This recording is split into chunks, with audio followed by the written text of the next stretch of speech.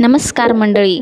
तर चटकदार खायला सर्वांनाच आवडतं, पण बाहेर जाऊन खायचं म्हटलं की जास्त खर्च होतो किंवा पाहिजे तेवढं पौष्टिक मिळत नाही. तर अशा परिस्थितीत काय करायचं? काही नाही, घरीच काहीतरी चटकदार बनवायचं आणि खायचं. तुमच्याकडे चीज पाव आणि काही भाज्या असतील तर हे चीज पाव नक्कीच बनवून बघा. तुम्ही बाहेरचं पिझ्झा, बर्गर वगैरे सर्वच विसरून जाल. तर आज पालेभाज्या, किराणा वगैरे महिनाभर पुरेल एवढं सामान आणलं होतं. पालेभाज्या लागतील तशा आणतो, पण किराणा थोडा जास्त आणतो. तर बाहेर काहीतरी खाल्ल्यापेक्षा ह्यांना म्हटलं घरी जाऊन चीज पाव बनवून खाऊयात. बाहेर एक बर्गर किंवा एक चीज पाव खाऊ, तेवढ्यात घरी किती सारे बनवून होतात. मग काय, भाज्या तर घेतल्याच होत्या, चीज पण घेतले आणि पाव पण घेतले.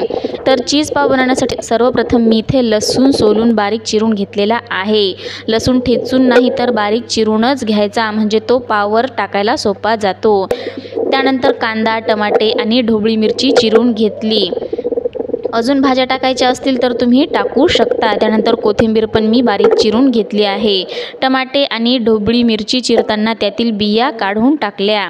त्यानंतर हे बघा, हे कट केलेले पाव आहेत. हे बन पाव आहेत बर्गर वगैरे बनवण्यासाठीचे.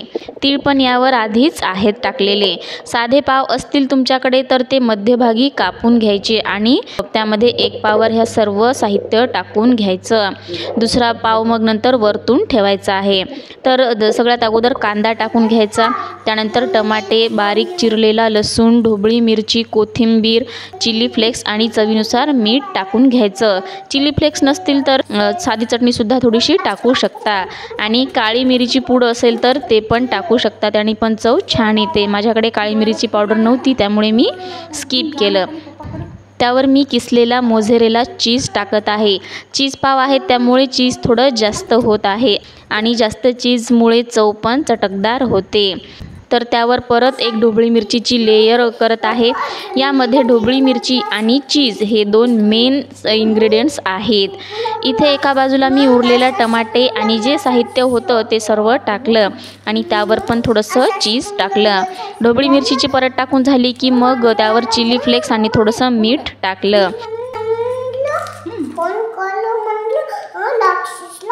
आता या दोन्ही लेयरवर चटणी, मीठ टाकल्यामुळे पूर्ण पावला छान चव लागते. सर्व झाल्यावर हे स्लाइस चीज टाकायचे. एक स्लाइस एका पाववर आणि मग पाव बंद करायचे. त्यानंतर त्या पाववर वरतून थोडंसं बटर किंवा तेल, तूप लावायचं. यामुळे पाव वरतून कडक होत नाहीत आणि नरम राहतात.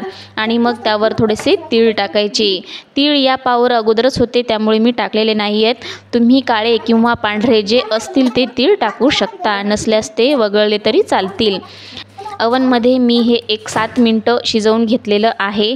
कढईमध्ये पण करता येते हे. अगोदर कढई थोडीशी गरम करून घ्यायची. त्यामध्ये थोडंसं मीठ टाकायचं, जेणेकरून कढईचं बूड जे आहे ते जास्त गरम होणार नाही आणि जळणार नाही. त्यावर एखादी कढई ठेवून ही प्लेट त्यावर ठेवून 15 ते 20 मिनटं झाकून शिजू द्यायचं.